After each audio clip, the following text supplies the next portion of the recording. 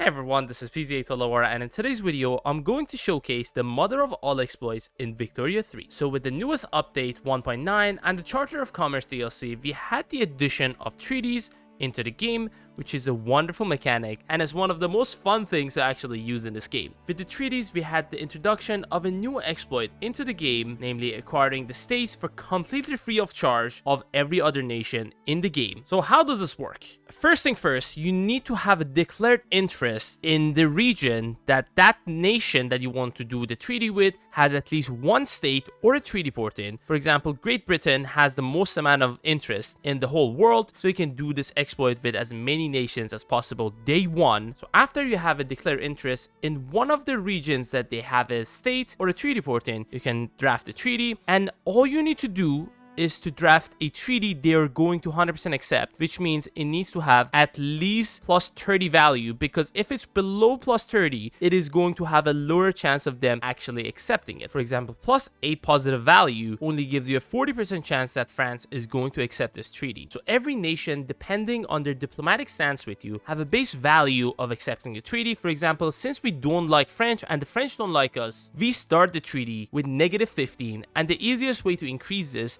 is obviously giving military access, military assistance, trade privileges, investment rights to that other nation, or getting that military access, military assistance, trade privileges from the other nation. For example, France wants to give us military access, military assistance, and we can also give them military access. And then the other way of increasing the positive value is transferring goods from their nation market to your nation's market, or the other way around. You can get a maximum of 50 positive value off of doing this. For example, here we can just get a lot of luxury clothes from the French, and that's going to give us plus 26 positive value. But let's say this was actually below 30 and we needed some additional positive value added to this treaty. We could always transfer money for the maximum of 72 positive value. We can give no subventions or no tariffs up to 20 positive value for each one of these in total, and also the non-colonization agreement if you do have colonialism, which can give you up to 25 for each one of these strategic regions. And then there is the prohibit trade with the world market, which allows you to get up to 25 positive opinion for each one of your resources and maximum of 50 positive opinion in total. So as long as you draft a treaty with plus 30 positive opinion,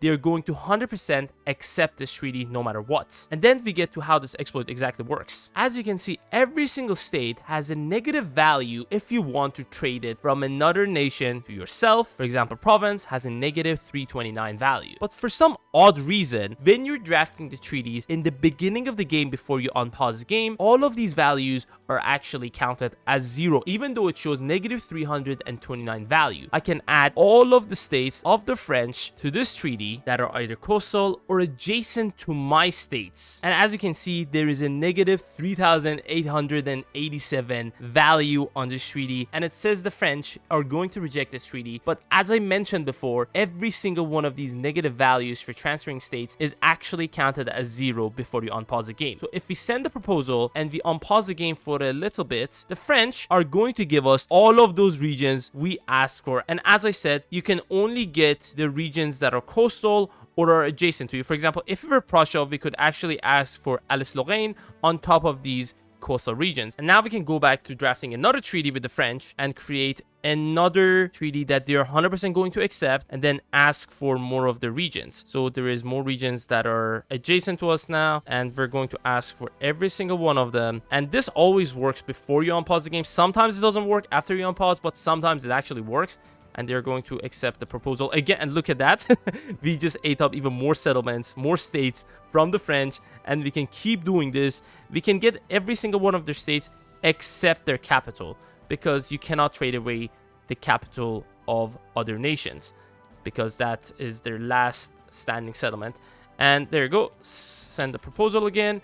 And are they going to accept? They just declined it. As I said, it always works when you start the campaign before you unpause, but it doesn't always work right after that. As you saw, we did draft 2 different treaties, and we just ate up all of the regions, all of the GDP, all of the population. We do get the radicals eventually, but we don't get a single infamy, which is absolutely ridiculous. Now we're gonna try to do the same trick as Prussia against Great Britain and some other nations. Let's see if we can actually get all of their settlements. I drafted a treaty that has above 30 value for them to 100% accept this treaty, and then we're gonna try to trade every single state that these guys have, and that includes the French states that they just got off of the French. Let's see if this actually works. So I actually asked for most of the British states after they got all of the French ones, and that's giving us a negative 6,646 value.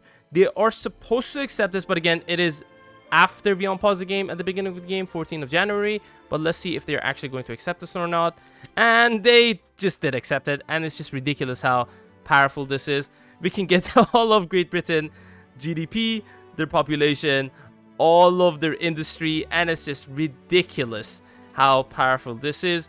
As Prussia, you can actually ask for all of the states of Russia, and again, as any nation, as long as you have a declared interest in one of the states of the nation you want to do this with, you can get all of their settlements no matter where they are, even in the regions that you don't have a declared interest in.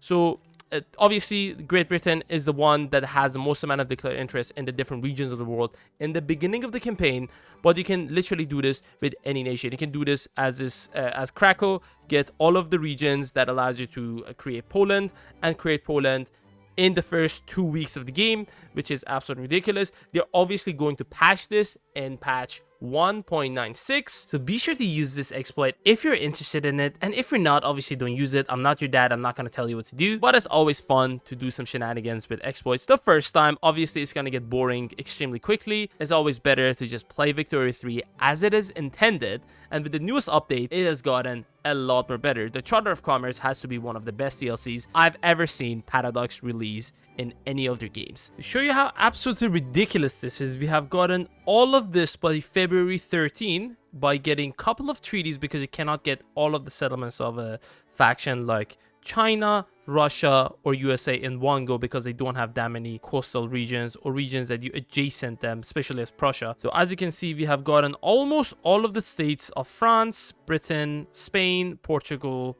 China, even East India Company, USA, Mexico, and some other nations like Turkey and or Ottoman Empire or Austrians.